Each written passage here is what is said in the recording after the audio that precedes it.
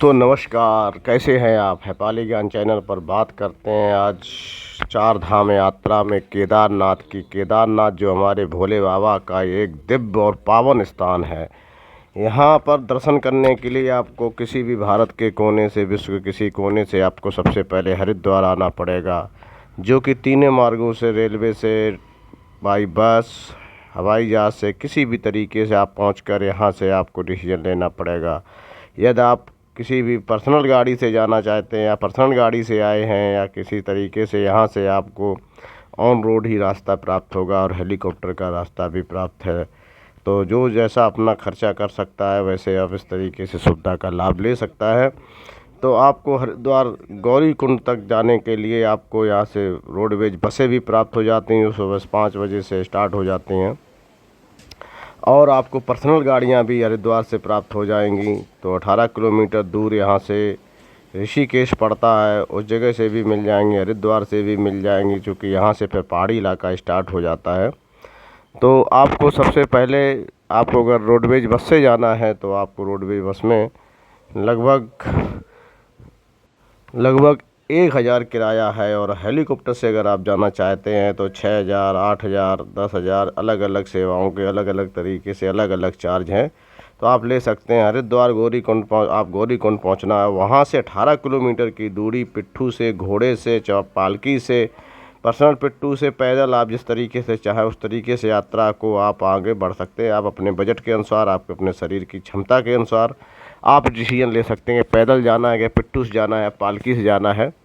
और ये बहुत ही कठिन यात्रा तो होती ही है, लेकिन इतनी कठिन भी नहीं है कि आप कर ना सकें। इसलिए प्रभु आपको अगर बुलाएंगे तो आप दर्शन करने ज़रूर पहुंचेंगे दोस्तों।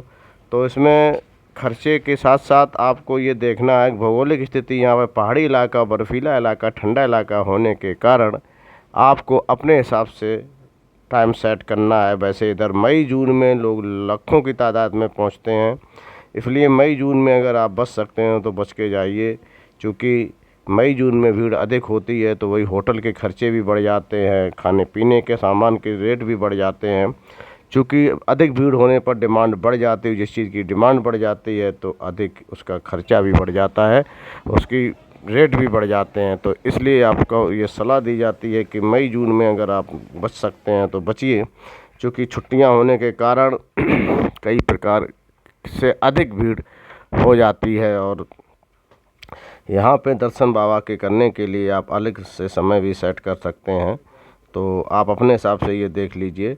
तो 18 किलोमीटर की दूरी तय करने के लिए आपको कम से कम 10 घंटे से 18-20 घंटे लगते हैं चढ़ाई चढ़ने में, चूँकि ये दुर्गम रास्ता है। तो और घोड़े से तो आप चढ़ते हैं तो आपको 6-7-8 घंटे में पहुंचा देते हैं, 6 घंटे में, 5 घंटे में, जैसा घोड़ा खच्चर आपको मिल जाए, स्पीड वाला मिल जाए तो 5 घंटे भी पहुंचा देते हैं, 6 घंटे में। तो आप अपने हिसाब से देख लीजिए। और यहाँ पर जाने के लिए 18 किलोमीटर की जो दूरी है आप 12 घंटे से लेकर 18 घंटे तक में तय कर सकते हैं। ये पैदल आप तय कर सकते हैं अपनी क्षमता के अनुसार। तो चढ़ाई चढ़ते चढ़ते आपकी चाल में बहुत कम हो जाती है, क्योंकि फेफड़े फूलने लगते हैं, सांस फूलने लगती है। तो आप 1-1 किलोमीटर दूरी 1-1 घंटे में तय कर पाएंगे, उससे भी कम दूरी तय कर पाएंगे कभी कभी। तो क्योंकि आप थोड़ा चलेंगे फिर बैठ जाएंगे, थोड़ा चलेंगे फिर बैठ जाएंगे। तो इस तरीके से आप जो है यहाँ पे बाबा के दर्शन करने के लिए, केदारनाथ बाबा के दर्शन करने के लिए आप जा सकते हैं। आप अपने पास ज़्यादा से ज़्यादा खर्च के लिए पैसे डालकर चलें, क्योंकि कभी कभी यहाँ बरसात हो जाती है, कभी कभी यहाँ जाम रोक दी जाती यात्रा, या कभी कभी रास्ता जाम हो जाती, उस कारण ये यात्रा रोक दी जाती है। तो उस समय यहाँ के खर्चे बहुत स्पीड से बढ़ जाते हैं कभी कभी। तो इसमें मतलब बहुत ज़्यादा खाने पीने का खर्चा आ जाता है। तो अगर बरसात, हैवी रेन अलर्ट आ गया तो भी आपको यात्रा रोक दी जाएगी। जब रोक दी जाती तो वहाँ पर खाने पीने की चीज़ें उतनी आसानी से प्राप्त नहीं हो पाती हैं, तो आपको बहुत महंगी, चूँकि ये कि 10-10 रुपये की कोल्ड ड्रिंक 100-100 रुपये में मिलती है, कि रोटी 100-100 रुपये में को मिले, इस तरीके से आपको, इसलिए आपको जो है खर्चा अधिक डाल कर लेके चलना है केदारनाथ। तो इस तरीके से बाबा के शिव के दर्शन करने के लिए आप थोड़े से मजबूती अपने शरीर से, पैसे से, दोनों चीज़ों से लेकर चलेंगे। तो आपको सबसे पहले जैसा कि बताया गया कि हरिद्वार पहुंचना है, इसके बाद में ये 237 किलोमीटर दूरी की बाई बस द्वारा या टैक्सी के द्वारा गौरीकुंड पहुंचना होता है। इसका मिनिमम चार्ज 1000 रुपये से लेकर अधिकतम और ज़्यादा हो सकता है। तो आपको यहाँ पर चलने से पहले आपको तैयारी में एक रेनकोट, एक छाता होना तो आपके पास ज़रूरी है, क्योंकि यहाँ कभी भी बरसात हो जाती है। पहाड़ी इलाका होने के कारण कभी भी बरसात प्रारंभ हो जाती है, इसलिए आपको यहाँ पे एक रेनकोट और एक छाता की आवश्यकता पड़ती है।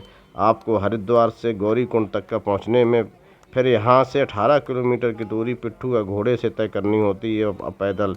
यदि आपका बजट है तो हेलीकॉप्टर से भी आप जा सकते हैं। इसका किराया फादा से केदारनाथ का किराया 6072 रुपये राउंड अप ट्रिप चार्ज है।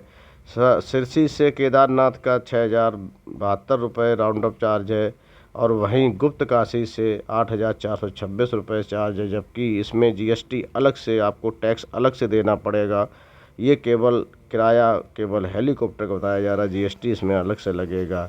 ये 18 किलोमीटर की दूरी आप 12 घंटे से लेकर 18-20 घंटे तक में तय कर सकते हैं।